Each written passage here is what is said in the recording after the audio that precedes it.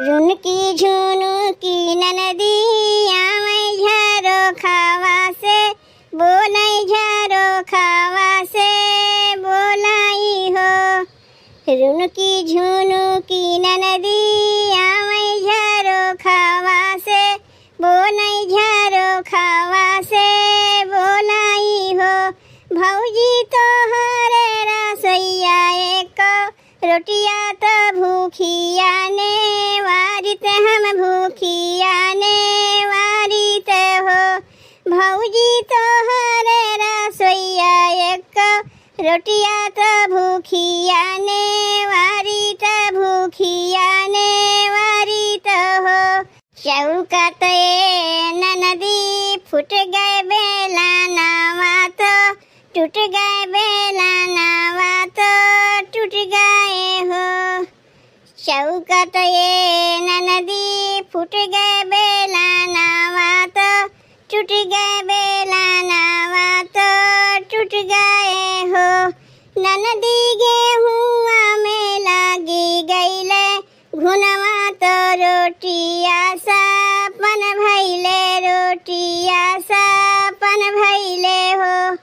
ननदी गेहुआ में लग गईले घुनवा तो रोटिया सापन भैले रोटिया सापन भैले हो।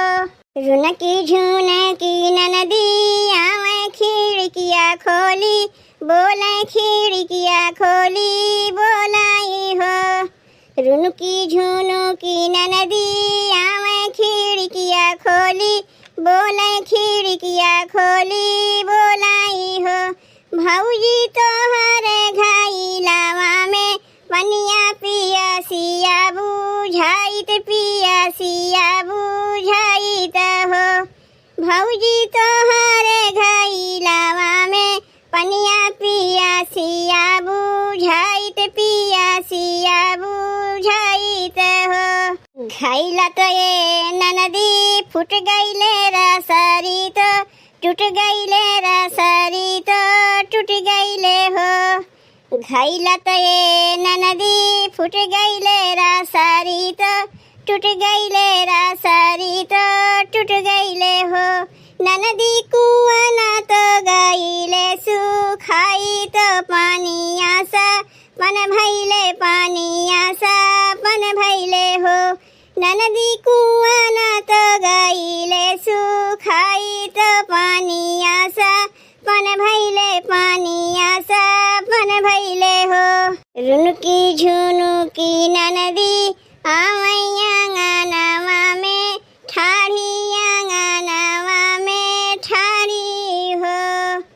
रुनकी झुनुकी ननदी आमै आंगनवा में ठाड़ी आंगनवा में ठाड़ी हो।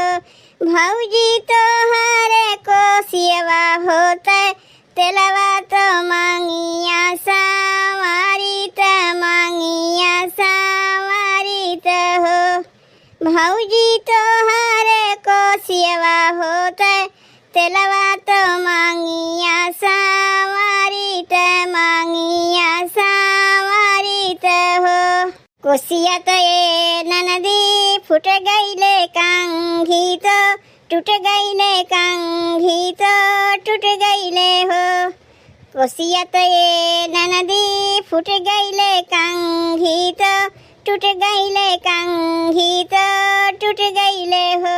ननदी सरसों में लग गईले माहू तो तेलावा सापन भैले तेलावा सापन भैले हो।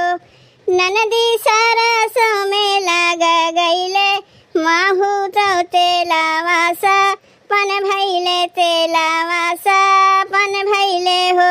रुनकी झुनुकी ननदी आमै पलंगा चढ़ी बैठे पलंगा चढ़ी बैठाई हो। रुनकी झुनुकी ननदी आमै पलंगा चढ़ी बैठे पलंगा चढ़ी बैठाई हो। भौजी तानी का बोलौ तू हमरे बिरना मिलत घरे जाइत मिलत घरे जाइत हो। भौजी तानी का बोलऊ तू हमरे बिरना मिलत घरे जाइत मिलत घरे जाइत हो। बिरना तो तोहरे ननदी हट गए आमुरो बाजार गए आमुरो बाजार गए हो। बिरना तो तोहरे ननदी हट गए आमुरो बाजार गए आमुरो बाजार गए हो। ननदी भैया के जाना मन भतीजवा मिलत घरे जाऊँ मिलत ससुरे जावाऊ हो। ननदी भैया के जाना मन भतीजवा मिलत घरे जाऊँ मिलत ससुरे जावाऊ हो। तब भैया बहनी सोहर गीतिया कैसन लाग? अगर अच्छा लाग होई तो वीडियो का लाइक और चैनल सब्सक्राइब जरूर कियो भैया बहनी।